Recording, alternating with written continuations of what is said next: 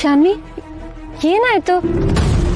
ಎಲ್ರೂ ಅಲ್ಲಿ ಅಷ್ಟೊಂದು ಖುಷಿಯಾಗಿದ್ದಾರೆ, ನೀನ್ ನೋಡಿದ್ರೆ ಈ ತರ ಒಬ್ಳೇ ನಿಂತಿದ್ಯಾ, ಬೇಜಾರಲ್ಲಿದ್ಯಾ? ಯಾಕೆ ಇಷ್ಟೊಂದು ಗಾಬರಿ ಆಗಿದ್ಯಾ? ಅದಕ್ಕೆ ಏನೋ ಒಂಥರ ಮನ್ಸಲ್ಲಿ ಅನ್ಈಸಿ ಫೀಲ್ ಆಗ್ತಿದೆ. ನಾನು ತರುಣ್ಗೆ ತುಂಬಾ ಸಲ ಕಾಲ್ ಮಾಡಕ್ ಪ್ರಯತ್ನ ಪಡ್ತಾ ಇದ್ದೀನಿ, ಆದ್ರೆ ಅವ್ನು ಕಾಲೇ ಪಿಕ್ ಮಾಡ್ತಿಲ್ಲ, ಮೆಸೇಜ್ಗೂ ರಿಪ್ಲೈ ಮಾಡ್ತಾ ಇಲ್ಲ. ಇಷ್ಟೇನಾ? ಇಷ್ಟಕ್ಕೆ ಇಷ್ಟೊಂದು ಗಾಬರಿ ಆಗ್ತಾರ? ಏನೋ ಕೆಲ್ಸದಲ್ಲಿ ಬ್ಯುಸಿ ಇರ್ತಾನ ಅಷ್ಟೇನೆ, ಆಮೇಲೆ ಮಾಡ್ತಾನಲ್ವಾ?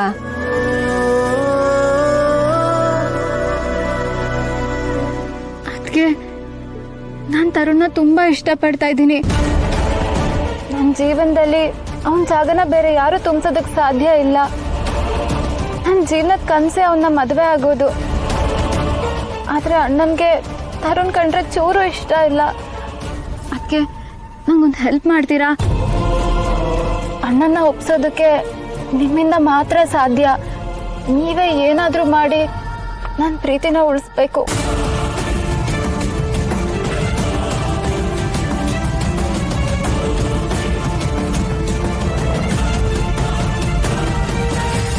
ಖಂಡಿತವಾಗ್ಲೂ ಶಾನ್ವಿ, ಇದ್ರ ಬಗ್ಗೆ ಬಾಸ್ ಹತ್ರ ಮಾತಾಡಿ ಅವ್ರನ್ನ ಒಪ್ಸೋ ಜವಾಬ್ದಾರಿ ನಂದು.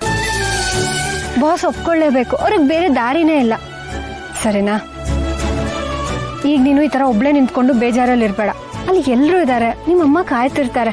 ನೀನು ಅವ್ರ ಜೊತೆ ಖುಷಿಯಾಗಿರ್ಬೇಕು. ಥ್ಯಾಂಕ್ ಯು ಅದಕ್ಕೆ.